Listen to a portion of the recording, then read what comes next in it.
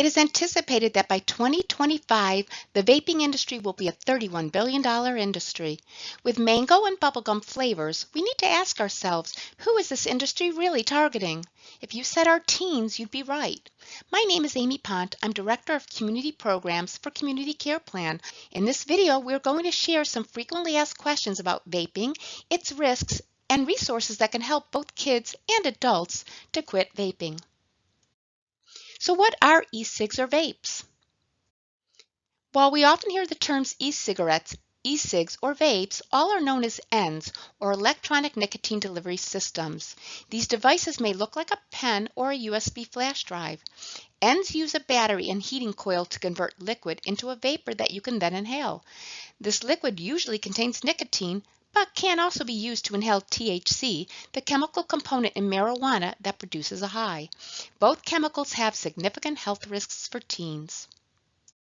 To make them even more appealing to kids, they have been designed to look like other everyday items such as glue sticks and highlighters. Here is an example of how some everyday items in your child's backpack could actually be a vape pen.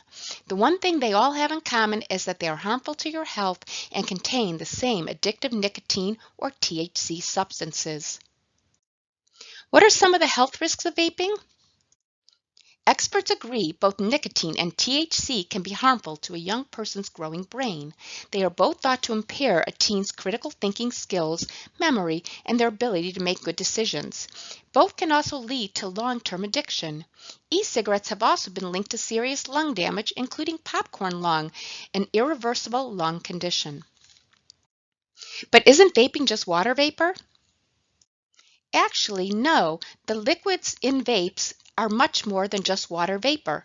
The liquids in ends become aerosolized and contain not only nicotine, but other chemicals like formaldehyde that is used to preserve dead bodies, deadly poisons like arsenic, and acetone, which is basically a paint thinner. Those don't sound like anything we want people, especially children, to be inhaling. What are some of the common vape terms you might hear? In addition to vaping, you may also hear kids say juuling, which refers to the largest manufacturer of ENDS devices. You may also hear words like mods, tanks, or dabs.